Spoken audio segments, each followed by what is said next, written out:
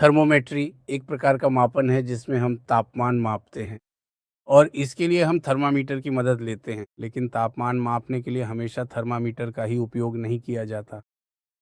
देखिए, अगर आप तापमान को परिभाषित करना चाहें तो यह सूक्ष्म स्तर की अवधारणा नहीं है।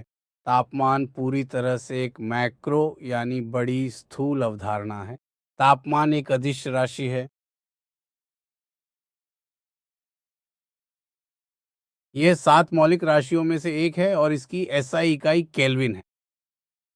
आप अन्य इकाइयों से भी परिचित हैं, लेकिन केल्विन वही तापमान की एसआई इकाई है। अब तापमान को कैसे परिभाषित करें? मान लीजिए एक बहुत छोटा बच्चा है जिसकी उम्र कुछ ही महीने है और एक वृद्ध व्यक्ति है जो भारी भरकम है। मान लीजिए आप उन्हें संपर्क में लाते हैं।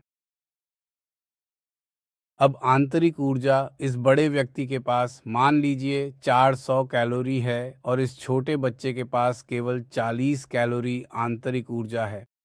अब क्या यह मुझे ऊष्मा के प्रवाह की दिशा बता सकता है? आप नहीं बता सकते। अगर आप ये अनुमान लगा रहे हैं कि ऊष्मा 400 कैलोरी से 40 कैलोरी की ओर जाएगी तो आप गलत हैं, क्योंकि तापमान ही ऊष्मा के प्रवाह को निर्धारित करेगा। ऊष्मा की मात्रा प्रवाह को निर्धारित नहीं करती, बल्कि तापमान करता है। जैसे द्रव या तरल के मामले में आप देखते हैं प्रवाह हमेशा स्तर या दबाव पर निर्भर करता है। आप कह सकते हैं कि गैसें हमेशा उच्च दबाव से निम्न दबाव की ओर बहती हैं। आप कह सकते हैं कि तरल उच्च स्तर से निम्न स्तर की ओर बहता है, या यहाँ भी आप कह सकते हैं कि तरल उच्च दबाव से निम्न दबाव की ओर बहता है। इसी तरह यहाँ भी आपको याद रखना है कि तापमान ही वह मात्रा है जो हमेशा ऊष्मा के प्रवाह को निर्धारित करती है। आप हमेशा पाएंगे कि ऊष्मा उच्च तापमान से निम्न तापमान की ओर प्रवाहित होती है। अगर आप देखते हैं कि दो वस्तुओं के बीच ऊष्मा का कोई प्रवाह नहीं हो रहा है, तो यह निश्चित है कि दोनों वस्तुएं एक ही तापमान पर हैं। अब तापमान मापने के लिए हम इसे मूल रूप से 3 भागों में वर्गीकृत करेंगे। एक बहुत अधिक है और दूसरा बहुत कम है। बहुत अधिक तापमान के उत्पादन या मापन के लिए हम पायरो शब्द का उपयोग करते हैं। भौतिकी की वह शाखा जो उच्च तापमान के मापन या उत्पादन से संबंधित है, उसे सामान्यतः पायरो कहा जाता है। पायरो उच्च तापमान के लिए होता है, जैसे पायरोमीटर। और इसी तरह जब आप निम्न तापमान के उत्पादन या मापन की बात करते हैं तो आप क्रायो सी या वाई शब्द का उपयोग करते हैं।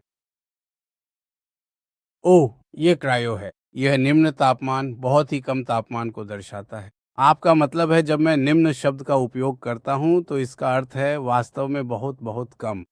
तो यह हमारे लिए उससे भी नीचे बहुत सामान्य है। तो बहुत कम के लिए क्रायो है, बहुत अधिक के लिए पायरो है। सूर्य का तापमान मापने के लिए हम पायरोमीटर का उपयोग करेंगे। बहुत कम हिमांक बिंदुओं आदि का तापमान मापने के लिए हम क्रायोजेनिक्स का उपयोग करते हैं। यह भी एक सवाल है जो परीक्षा में आ सकता है। क्रायोजेनिक्स क्या है? क्रायोजेनिक्स भौतिकी की वह शाखा है जिसमें हम निम्न तापमान बहुत ही कम तापमान के उत्पादन या मापन से संबंधित होते हैं। आप सूर्य की विभिन्न परतें देख सकते हैं। यहाँ उनकी तापमान के साथ दर्शाया गया है। भीतरी कोर बहुत गर्म है। यहाँ संलयन होता है, आप जानते हैं। हम नाभिकीय भौतिकी, संलयन और विखंडन की प्रक्रिया पढ़ेंगे। संलयन में जब दो छोटे नाभिक टकराते हैं तो बहुत अधिक तापमान उत्पन्न होता है। संलयन रिएक्टर भी इसी सिद्धांत पर आधारित होते हैं। सूर्य के अंदर संलयन की प्रक्रिया लगातार चलती रहती है। जैसे जैसे हम भीतरी कोर से दूर जाते हैं, तापमान कम होता जाता है। तो हमारे सौरमंडल में स्वाभाविक रूप से प्राप्त होने वाला सबसे अधिक तापमान सूर्य के भीतरी कोर का होता है, जो लगभग 10 की घात 7 के बराबर है।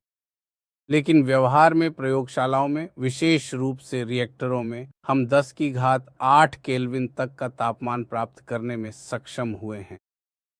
इसी तरह हम बहुत कम तापमान भी उत्पन्न कर सकते हैं।